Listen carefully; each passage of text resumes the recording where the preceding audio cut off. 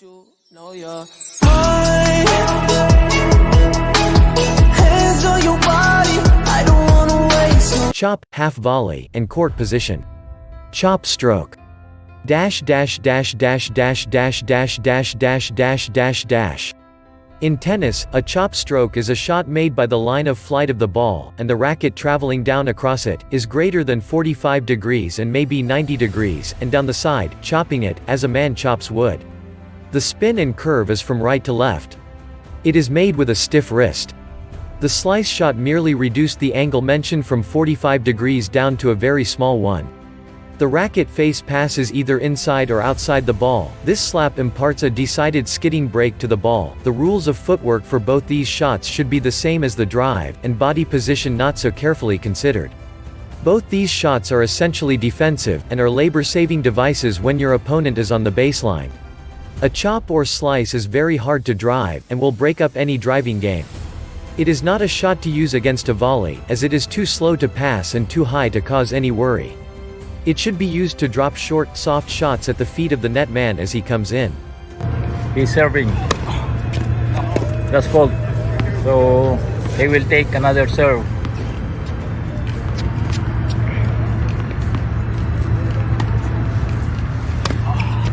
That's a good one. Do not strive to pass a net man with a chop or slice, except through a big opening. The drop shot is a very soft, sharply angled chop stroke, played wholly with the wrist. It should drop within 3 to 5 feet of the net to be of any use.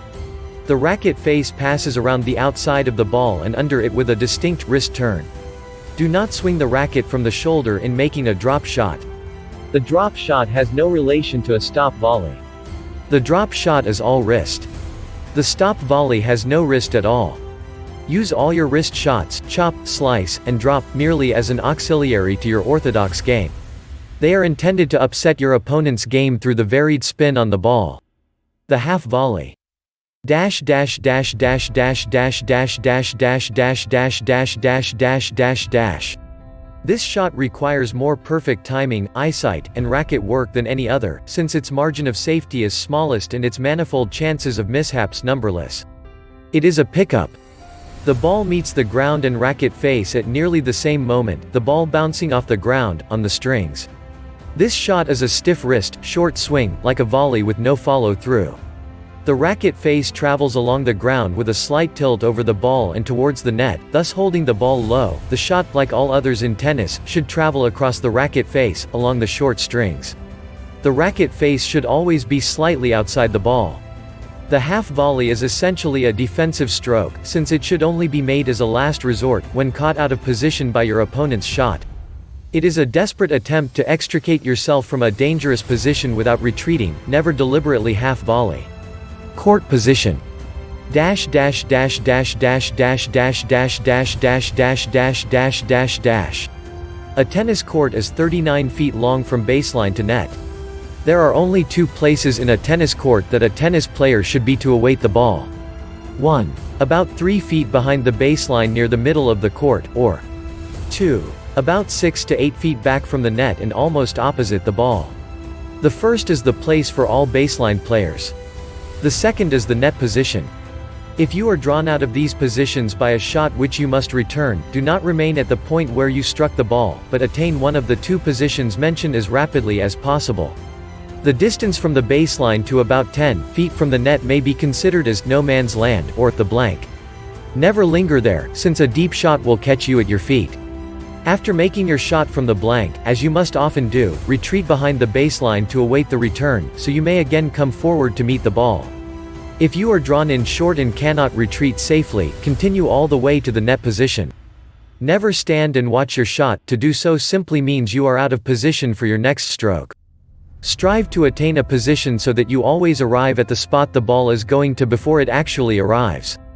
Do your hard running while the ball is in the air, so you will not be hurried in your stroke after it bounces. It is in learning to do this that natural anticipation plays a big role. Some players instinctively know where the next return is going and take position accordingly, while others will never sense it. It is to the latter class that I urge court position, and recommend always coming in from behind the baseline to meet the ball, since it is much easier to run forward than back. Should you be caught at the net, with a short shot to your opponent, do not stand still and let him pass you at will, as he can easily do. Pick out the side where you think he will hit, and jump to it suddenly as he swings. If you guess right, you win the point. If you are wrong, you are no worse off, since he would have beaten you anyway with his shot. Your position should always strive to be such that you can cover the greatest possible area of court without sacrificing safety, since the straight shot is the surest, most dangerous, and must be covered. It is merely a question of how much more court than that immediately in front of the ball may be guarded.